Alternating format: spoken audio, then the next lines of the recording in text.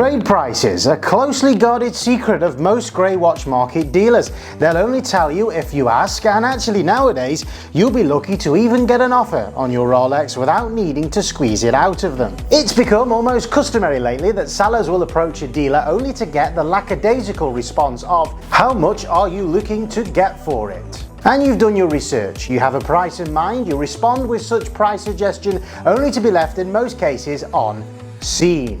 Of course, the tables have now turned. The power of choice lies in the hands of the dealers. For every reference that's offered to them, they can go and find another 3 of them in their WhatsApp groups. They don't need you, and they don't need your watch. They'll only take it if the price is tempting enough and it is better than anywhere else. So what are those trade prices? Which red list Rolex references will you actually struggle to find many dealers wanting to buy off you at all? It's been a while since we've done one of these. This is Flip or Pass.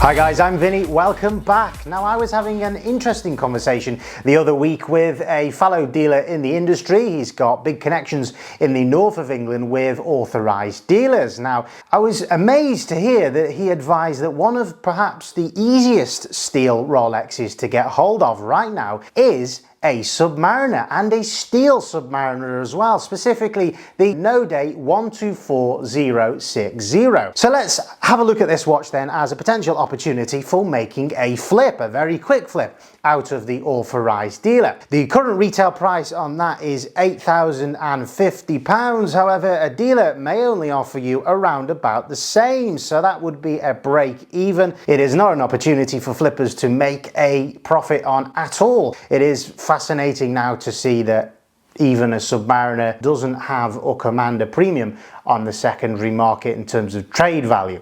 It still sells on the secondary market above the retail price, but in terms of a profit-making opportunity, it is no longer there. Sticking with the Submariner collection then, let's take a look at another quite popular watch. It is the Submariner Bluesy, which is of course two-tone gold and steel. Now, I remember when we last did one of these videos, it was 9 months ago. This was a watch which was trading on the secondary market at slightly above the retail. So if you bought this at the AD and you flipped it to a secondary market dealer straight away, you would have made a little bit of a profit on that. But of course, since then, we've seen a couple of Rolex retail price increases, adding to a total of 4 retail price increases over the last 2 years alone. Now, what's happened in the market is because we've had a declining market where market sentiment has been lower than any point of the last 5 years, we haven't seen secondary market values keep up with the consistent rising retail prices. So this is one of those watches which has fallen foul to that. The trade price is actually below the retail price. This will cost you £13,750. A dealer may only offer you around £11,000, resulting in a grand princely loss of £2,750.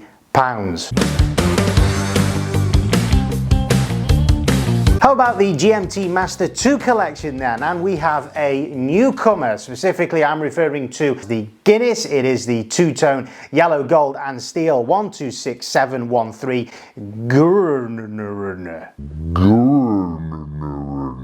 So is this a flip or a pass? It is a pass, guys. There was a great deal of hype around this watch. This was launched at Watches and Wonders last year in 2023, and of course, as soon as they hit the secondary market, they were trading at massive premiums above the retail price. However, we're not even a year on from that launch, and the hype has died down to the point where a secondary market dealer would be paying you less than what you would be buying it for at the AD. The retail price on this is $14,600, and a dealer may offer you only around £13,000, resulting in a loss of £1,600. And that just goes to show, guys, how much the market has cooled. How about the GMT Master 2 126710 BLRO, aka the Pepsi? Now, this is the big hype watch of the year. It has really soared in value over the last 18 months, I would say, in stark contrast to anything else. I think the rumours that this watch will be discontinued because of its difficulty in manufacturing the bezel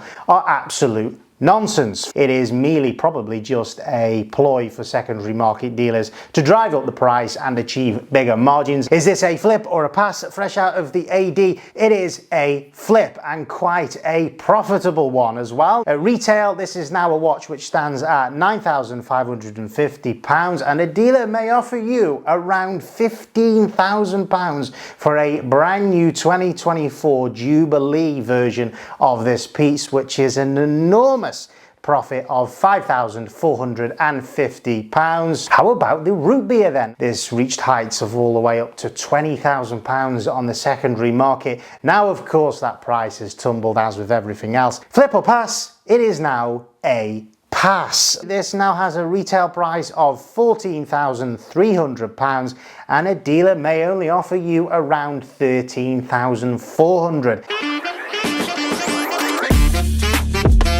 How about another brand new release from Watches and Wonders last year? This is the Yachtmaster 42 in RLX titanium. Now, I must say I haven't actually seen too many of these floating around on dealer groups. I've not seen many of them at all being advertised for sale.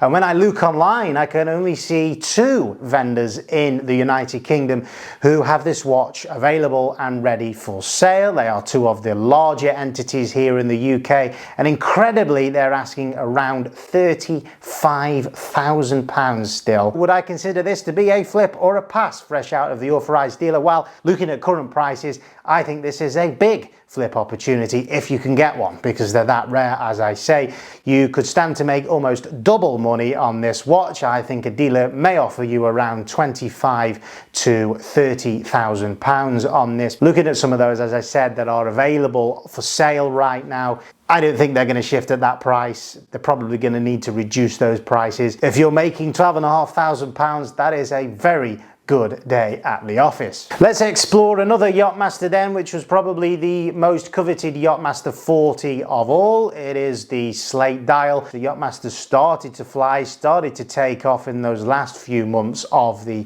what I call the hype bubble, and then the bubble burst. And now this is no longer a watch that we ever really get asked for at Beat the Waitlist. And I think this is one of those stubborn watch lines on the secondary market that dealers are trying to keep away from, just because they sit around for too long and they've done nothing but depreciate really in the last year or two. Is it a flip or a pass? Guys, it is a pass, and quite a resounding one as well. The AD retail price on this is £10,500, and a dealer may offer you only around £9,000 to £9,200, so that would result in a loss of around £1,300. Let's talk about Datejust then, and I'm only going to really cover this area quite briefly because I'm going to be frank. Most of the Datejust collection now, a dealer would offer you less than the retail price, unless it is a green dial Datejust. Even Wimbledon's now, I would say, dealers are offering slightly less for. You'll only break even or make a little bit of money potentially on a Wimbledon or green dial Datejust if it comes with that fluted bezel and Jubilee bracelet. Quite frankly, nobody wants a Datejust on an oyster bracelet or with a smooth bezel. The Datejust 41 chocolate dial in two-tone. This is a watch which I have in my own collection. It is a personal favorite, and interestingly, this piece over the last few months, the demand for it has held quite firm. So is this a flip or a pass? Guys, I was amazed to discover that this is a pass. Why is it still a pass? Probably because of all of the rapid, continuous price increases we've seen at the AD. The retail price now sits at a princely sum of £13,050. I remember when I bought mine from the AD, it was under £11,000.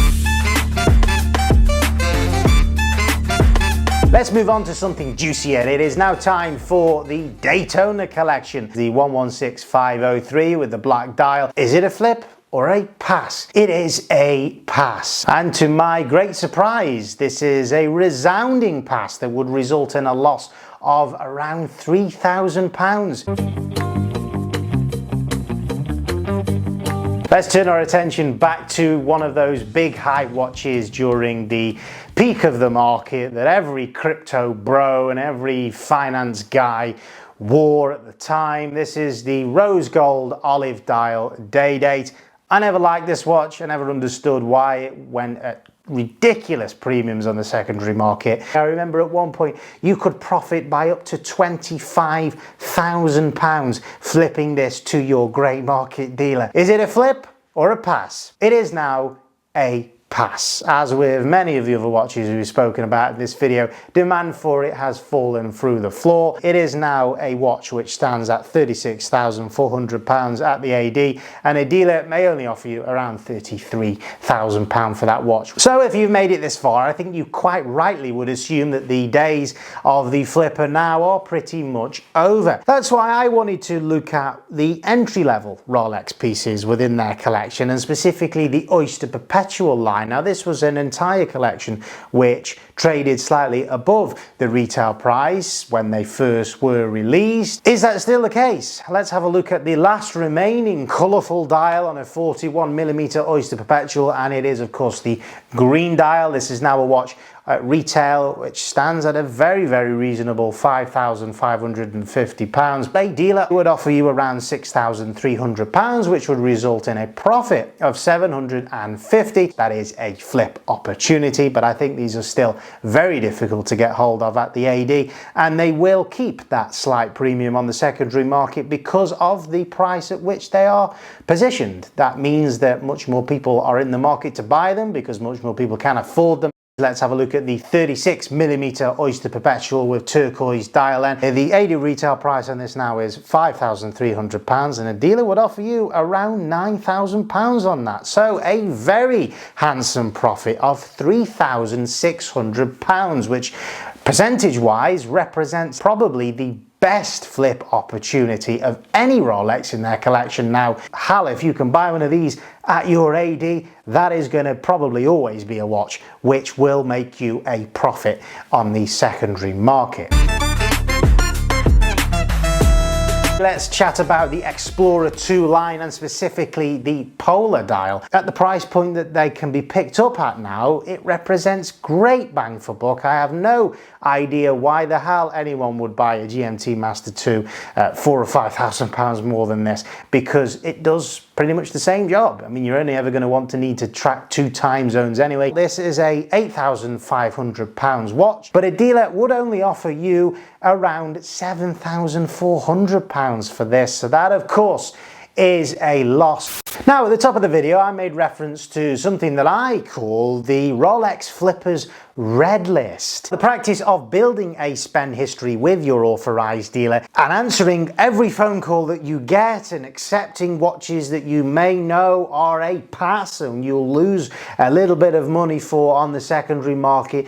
It is a practice that is still going on. For many of you guys watching, it is a means to an end. It is a means to an end of achieving that Panda Daytona. And the problem with that is that many people are answering the call for watches that they think, yes, I'll make a small loss on that, but they're assuming that it will be quite easy to sell them on to a secondary market dealer. There are now watches that many dealers will not even make you an offer on. It just isn't a viable opportunity for them to be taking watches on that sit around in inventory for too long. The power of choice is with them, and they're being very, very picky with watches that they take on. Watches that perhaps you should stay away from as a means to an end of building a spending history if you intend to try and move them on. And one of the main ones that I would say on this list lies with the Datejust collection. Now, specifically, as I've mentioned before, nobody wants an Oyster